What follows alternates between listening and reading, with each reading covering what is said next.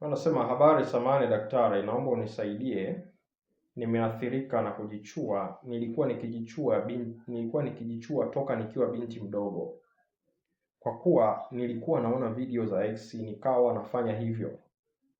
Sasa nimeolewa, sijawahi sikia raha ya ndoa. Huwa najifanyisha tu kuwa nasikia raha, kumbe hamna chochote. Tangia nianze kushiriki tendo la ndoa, nimefika kileleni mara moja tu. Okay, karibu ndugu mtazamaji, kama ndio mara yako ya kwanza unaingia katika channel hii. Kwa majina naitwa Dr. Kuboja, ni bingwa magonjwa ya lishe pamoja na mahusiano. Hii ni message ya binti ambaye amekiri kwamba amewahi kujichua. Kujichua maana yake ni mwanamke kujichezea katika eneo lake la kisimi ama kinembe. Hii ndio maana halisi ya kujichua. Sasa mwanamke anapokuwa anajichua, nini kinatokea? Yale madhara ambayo mwanaume anayapata kwa mwanamke inaweza akawa ni makubwa mara mbili zaidi.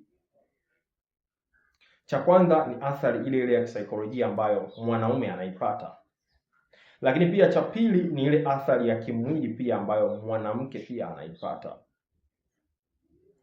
Dada mmoja nikiwa nazungumza naye akaniambia, "Dokta, kuna siku nilikuwa nikishiriki tendo la ndoa na boyfriend wangu. Sasa ili niweze kukojoa ama niweze kusikia utamu, inabidi niweze kujisugua kwa nguvu sana. Kwa hiyo nilikuwa najisugua to the extent kwamba yule kaka aliogopa na akashtuka. Kwamba kuona kwamba mbona ni kama ninakisugua sana kinembe changu." Kwa hiyo ni moja ya vitu ambavyo vinatokea.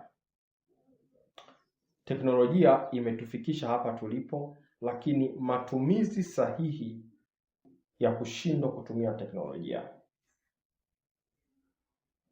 Wanawake wengi wanaamini elimu sahihi ya tendo la ndoa inapatikana katika picha za ngono, jambo ambalo sio kweli. Vivyo hivyo na wanaume wengi wanaamini elimu sahihi ya tendo la ndoa inapatikana katika picha za ngono. Kitu ambacho kimewaathiri wanaume wengi kisaikolojia, kimewaathiri wanawake wengi kisaikolojia. Sasa mwanamke anapokuwa anajichua katika lile eneo lake la kisimi ama kinembe, maana yake anajitengenezea usugu katika lile eneo.